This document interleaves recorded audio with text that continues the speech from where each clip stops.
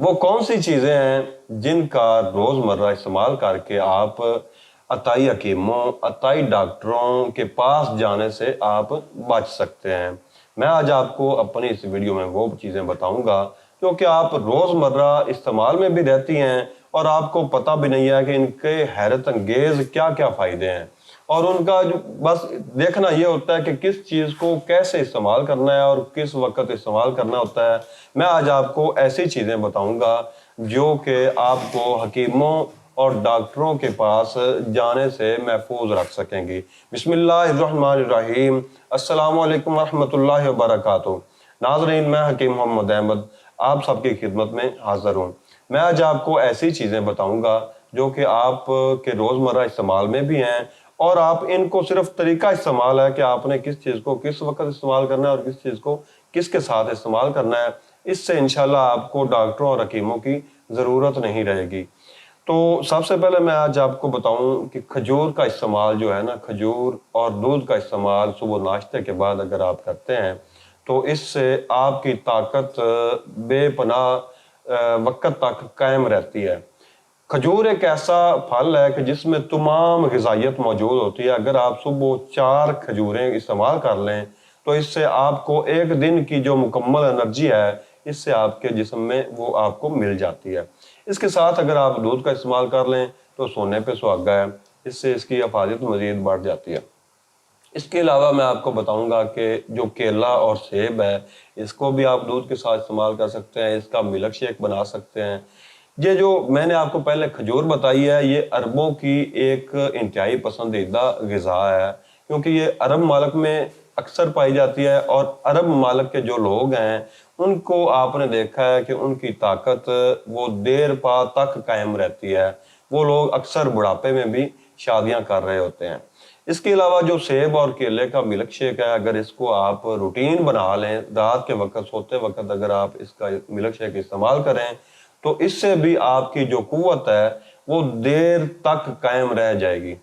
अगर आपको अगर आपको कोई मसला है, कुव्वत बा का कोई मसला है, अगर आप बेराह रवी की वजह से या कि मुसलसल कस्त मुबाशरत की वजह से या किसी और वजह से अपनी आप जवानी बर्बाद कर बैठे हैं, अपनी कुव्वत को ख़त्म कर बैठे हैं, तो मैं आज आपको अपना आजमाया हुआ आजमूदा जो नुस्खा है जो हम अपने मतलब पर इस्तेमाल करवा रहे हैं वो मैं आपको बताऊंगा। इसको आप घर पर बआसानी बना सकते हैं, आसान सी चीज़ें हैं, इसको आप घर पर बना सकते हैं जिससे आपको फ़ायदा भी होगा और इंशाल्लाह मुझे उम्मीद है कि आप मुझे दुआएं देंगे।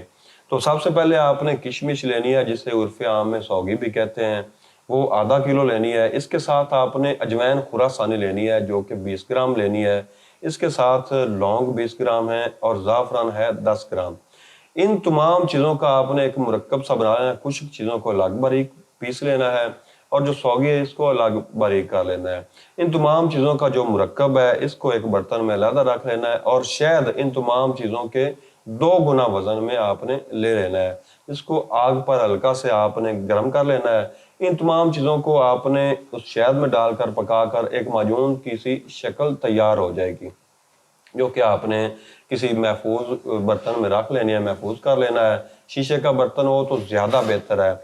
इस माजून का आपको फ़ायदा ये होगा कि आपकी कुव्वत बा जो है, मुझे उम्मीद है कि इंशाल्लाह आपकी कुव्वत बा सारी ज़िंदगी तक कायम रहेगी। और इसमें एक ख़ास चीज़ जो होती है अजवैन खुरासानी का जो हम इसमें इस्तेमाल करते हैं और किशमिश का इस्तेमाल करते हैं, इन दोनों चीज़ों का फ़ायदा ये होता है कि ये वक्त ख़ास की जो टाइमिंग होती है ना उसको ये बढ़ाने में मुआवन साबित होते हैं। ये जो मैंने आपको अपना आजमूदा नुस्खा बताया है ये जब आपने बाजार से लेना है तो सबसे पहले आपने देखना किसी अच्छे पंसारी की शॉप से आपने ये खरीदना है। और दूसरी चीज़ जो आपने चीज़ें खरीदनी है इसमें 1 नंबर और 2 नंबर की क्वालिटी का आपने ख़ास ख्याल रखना है, क्योंकि अगर आप चीज़ें ये सही नहीं लेंगे तो फिर आपने मुझसे शिकवा नहीं करना कि भाई हमने ये चीज़ें खरीदी थी और हमें ये फ़ायदा नहीं हुआ। चीज़ की क्वालिटी पर आपने कंप्रोमाइज़ नहीं करना और तमाम चीज़ों को ख़रीद कर आपने खुद ही घर में बारीक करना है, ये कहीं से बनवा कर नहीं लाना आपने। तो अगर आपको ये माजून घर पर बनाने में कोई दुश्वारी पेश आ रही हो या कोई चीज़ खरीदते वक्त आपने कोई भी मशवरा लेना हो تو نیچے اسکرین پر دیے گئے نمبر پر ہم سے آپ رابطہ کر سکتے ہیں.